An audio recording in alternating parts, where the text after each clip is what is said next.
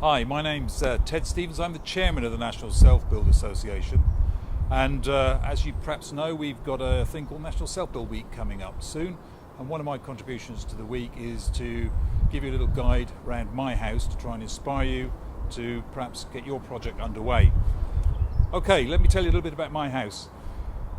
This has been a fairly long journey. It all started in 2001 when I bought this building plot. It's about an acre in size. I bought it at auction, effectively, and it scared the living daylights out of me because there was planning permission for quite a small house only on it, a replacement building. So I had to take the risk and bid quite high for the site to buy it. It cost me £110,000, and then I set about getting planning permission for the house. Let me take you inside the house now and show you a bit more about how it's arranged. So this is the inside of the house. Essentially, it's a giant rectangle, nothing very complicated. That made it more cost effective to build because there was simple foundations to put in relatively. It's an upside down house, so the living room and kitchen and dining rooms up on the top level and the master bedroom. And then down below there's a couple more bedrooms and there's a fairly big study space where I spend most of my time working on NaSBA stuff. The house faces west, so it gets pretty good sunshine and lots of light, particularly later in the day.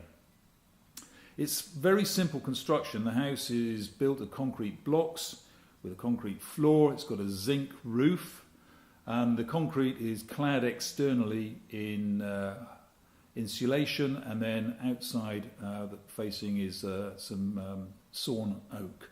The planners were keen that the building looked reasonably comfortable in its woodland setting, so they liked the idea of it being clad in wood, but they were keen on it being a reasonably contemporary looking building. So from the west side, where the main views are, where the balconies are, it's a bit more modern in its style and has been likened to the back end of an ocean liner.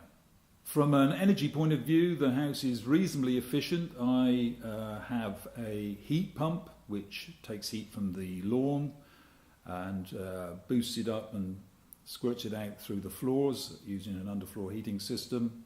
And I've got a wood burning stove.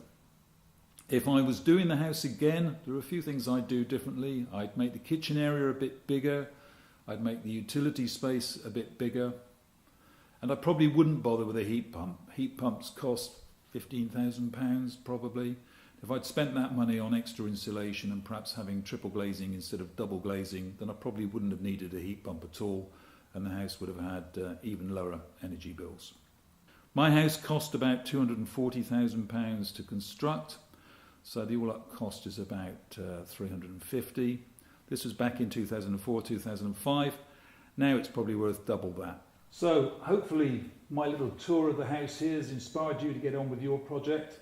It is tough, don't underestimate it, but believe me, at the end of the day, the feeling of achievement you get from building your own home is pretty much immeasurable, and you get the house you really, really want, and often it's a lot more affordable than it would be any other way. So don't give up, fight the fight, and do it.